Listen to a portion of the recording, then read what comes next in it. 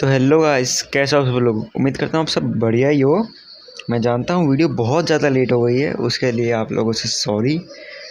Actually कुछ religious पर reasons की वजह से वीडियो नहीं बन पाई, और बीच में कुछ व्लॉग्स भी डालने थे, तो उस वजह से भी नहीं हुआ।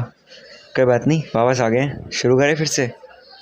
लास्ट एपिसोड में आप लोगों ने देखा था कि आदर्श के कानों में कोई आवाज़ गूंज रही थी, और जब आदर्श ने अपनी आंखें खोली और सामने देखा तो वहाँ पे उसका मास्टर अपना मुखौटा हटाए हुए खड़ा था। और उसका मास्टर और कोई नहीं बल्कि वो बूढ़ा सोमनाथ था।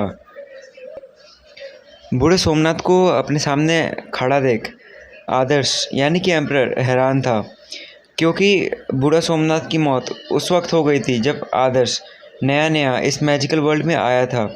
और इस वक्त बूढ़ा सोमनाथ उसके आंखों के सामने खड़ा था।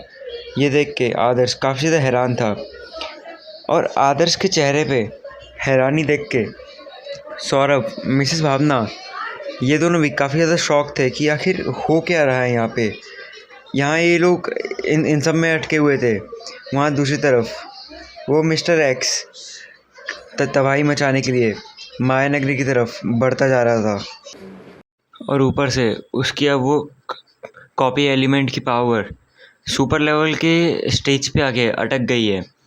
तो वो और बड़ा खतरा बन चुका है हमारे लिए, और अब वो शहर के अंदर एंटर कर चुका था। यहाँ आदर्श कहता है, मास्टर आप आप कर क्या रहे हैं आखिर मेरे साथ। आखिर ये सब मेरे साथ चल क्या रहा है। मुझे कुछ समझ नहीं आ रहा। मुझे प्लीज़ बताइए कि हो क्या रहा है आखिर। तभी बूढ़ा सोमनाथ कहता है, याद है आदर्श, कुछ सालों पहले जब तुम्हारे ऊपर अटैक हुआ था और तुम्हें मार के उस पहाड़ी से नीचे फेंका गया था। तुम्हें किस्मत से उस जगह पे फेंका गया था जहाँ पे मेरी मौत हुई थी, यानी कि उस झोपड़ी के पास। और उस झोपड़ी के पास में ही मेरी ग्रेवयार्ड थी, जिस ग्रेवयार्ड के ऊपर जब तुम गिरे थे तो तुम्हारे स्पेस टाइम एलिमेंट की कोई स्पेल कास्ट हुई थी, जिसके कास्ट होने की वजह से मैं वापस से टाइम में पीछे आ गया। और जैसे मेरी सोल टाइम में पीछे जाके एक बॉडी में कन्वर्ट हुई, तो तुमने शायद अपनी स्पेल कास्ट करना बंद कर दिया था, जिस वजह से मैं उस ग्रेवयार्ड से बाहर आ गया। और मैं जैसे ही बाहर आया और मैंने तुम्हें इस बुरी हालत में देखा और खुद को वापस मैंने ज़िंदा पाया, तो मैंने सोचा कि अब तुम्हें वापस से होश में लाना होगा। लेकिन तुम्हें इस दुनिया से मैंने दूर रखने का सोचा था, ताकि तुम्हारे ऊपर फिर से कोई अटैक ना होए, और ना ही तुम्हारी जान दोबारा कभी खतरे में पड़े। इस वजह से मैंने वो मास्क लगा लिया था, और वो मास्क लगाने के बाद आज तक सब मुझे मास्टर के नाम से ही जानते हैं। तभी आदर्श कहता है, लेकिन आपने मेरे साथ ऐसा भी क्या किया था जो मुझे इतने सालों से अपना पास्ट याद ही नहीं था। और ये जो मुझे झटके आ रहे थे बार बार अपने पास्ट के रह रह के, इसका रीज़न क्या था, और क्यों मुझे इतना दर्द सहना पड़ा अपने पास्ट को अपने पास्ट की यादों को वापस लाने के लिए। तभी मास्टर कहते हैं, देखो आदर्श, तुम्हारे साथ जो जो हुआ था उसके बाद तुम्हारी पावर जैसे ही वापस आती, तुम तुरंत ही उनसे लड़ने के लिए पहुंच जाते। लेकिन उस टाइम के हिसाब से तुम्हारी पावर्स उतनी ज़्यादा नहीं थी कि तुम जाके उस मैजिशियन को, या फिर जिन्होंने तुम्हें मारने के लिए इन सब लोगों को भेजा था, उनका उनसे तुम बदला ले पाओ। और अभी के टाइम पे भी देखा जाए तो तुम्हारी पावर थोड़ी सी कमज़ोर है उस मैजिशियन एक्स के आगे। उसकी कॉपिंग स्किल इतनी ज़्यादा अच्छी हो गई है अब कि उसे कोई भी आसानी से हरा नहीं सकता। आसानी से तो छोड़ो, उसे कोई अपनी पूरी ताकत लगा के भी नहीं हरा पाएगा। तुम और मैं अगर एक साथ मिल भी जाएं तो भी एक टाइम पे देखा जाए तो वो जीत सकता है हमसे, क्योंकि वो हमारी स्किल्स को हर बार कॉपी कर सकता है। लेकिन हम किसी स्किल को कॉपी नहीं कर सकते, और हम अपने ही अटैक का जब सामना करेंगे तो हमारे लिए वो काफ़ी बड़ी मुश्किल का वजह बन सकती है। एक मिसेस भावना पीछे से कहती हैं, आप लोग अभी बातों में लगे हुए हो। वहाँ वो मैजिशियन एक्स शहर में पहुँच चुका होगा, और पता नहीं उसने अभी तक कितनी तबाही मचा दी होगी, या फिर उसने पता नहीं कितने मैजिशियंस को पावर एब्जॉर्ब करके और ज़्यादा पावरफुल बन रहा होगा। अगर आप लोग यहीं बातों में लगे रहे तो शायद वो पूरी की पूरी माया नगरी को तबाह करके रख देगा। तभी मास्टर कहते हैं, नहीं, चाहे कुछ हो जाए, हम उसे ऐसा नहीं करने देंगे। आदर्श, चलो चलते हैं, एक बार फिर से मायानगरी को तुम्हारी ज़रूरत है। तभी आदर्श पीछे से मास्टर की आवाज़ सुनते हुए कहता है, जी मास्टर, चलिए। आदर्श के पीछे पीछे सौरभ और मिसेस भावना भी आने लगती हैं, लेकिन सौरभ एक इंटरमीडिएट मैजिशियन था और वो उड़ नहीं सकता था। इस वजह से वो ज़मीन के रास्ते से ही आ रहा था। जहाँ मिसेस भावना, आदर्श और मास्टर, ये तीनों एक साथ उड़ते हुए आसमान के रास्ते से काफ़ी ज़्यादा तेज़ी से मायानगरी की तरफ बढ़ते जा रहे थे।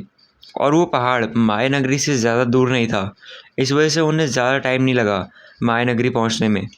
जैसे ही वो लोग मायानगरी पहुंचे, उन्हें लोगों की चिल्लाने की आवाज़ सुनाई दे रही थी, जिस भगदड़ से लोग भाग रहे थे। तभी आदर्श एक इंसान को रोकते हुए कहता है, आखिर हुआ क्या है, तुम सब लोग भाग क्यों रहे हो? तभी वो इंसान बताता है, यहाँ पे कोई एम्परर मैजिशियन आया है, जिसने यहाँ के आसपास के मैजिकल बीस्ट को कंट्रोल करके उन सभी मैजिकल बीस्ट को शहर के अंदर ले आया है, जिसकी वजह से सारे इंसानों को वो मैजिकल बीस्ट मार रहे हैं और मार के उस मैजिशियन के पास लेके जा रहे हैं। और उसके बाद वो क्या कर रहा है पता नहीं, लेकिन वो सारे इंसान उसके पास जाने के बाद पत्थर की मूर्ति में कन्वर्ट हो जा रहे हैं। और ऐसे ही एक और मैजिकल बीस्ट का ग्रुप हमारी तरफ आ रहा है, इसलिए हम लोग यहाँ से भाग के जा रहे हैं। और तुम लोग यहाँ पे रुके क्यों हो? जान बचा के भागो यहाँ से तुम लोग भी। तभी आदर्श कहता है, आदर्श को भूल गए क्या तुम लोग? तभी वो इंसान आदर्श का नाम सुनते हुए कहता है, पर वो तो मर चुका है, वो कहाँ से आएगा अभी? तभी आदर्श कहता है, वो वापस आ चुका है और तुम उसके सामने ही खड़े हो। अब साइड हो जाओ और सभी लोगों को शांत करने में मेरी मदद करो, और जैसे ही वो मैजिकल बीस्ट आए तो मुझे बताना। आदर्श ने अभी इतना बोला ही था कि उसके पीछे से एक मैजिकल बीस्ट के गुर्राने की आवाज़ आती है। जैसे ही आदर्श पीछे मुड़ के देखता है तो ये और कोई नहीं बल्कि आदर्श का ही मैजिकल बीस्ट चीता था। आदर्श चीता को अपने पीछे गुर्राते हुए देख के थोड़ा सा हैरान हो रहा था। तभी वो चीता को कंट्रोल करते हुए कहता है, आखिर तुम चिल्ला क्यों रहे हो, क्या हुआ? तभी ये चीता अपना सर हिलाते हुए आदर्श को पीछे की तरफ देखने के लिए कहता है। जैसे ही आदर्श पीछे की साइड देखता है तो उसे दिखाई देता है कि आसमान से उड़ते हुए कई सारे कमांडर लेवल मैजिकल बीस्ट यहाँ पे आ रहे थे।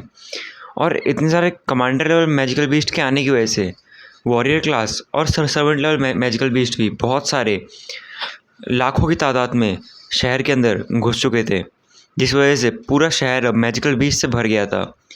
यहाँ पे जितने इंसान नहीं थे उससे ज़्यादा तो यहाँ पे अब मैजिकल बीस्ट हो गए थे। ऐसे में आदर्श क्या करेगा? क्या आदर्श इस शहर को बचा पाएगा एक बार फिर से? क्या आदर्श उस मैजिशियन एक्स को हमेशा हमेशा के लिए ख़त्म कर पाएगा, या फिर मास्टर की हेल्प लेने के बावजूद भी वो कुछ नहीं कर पाएगा?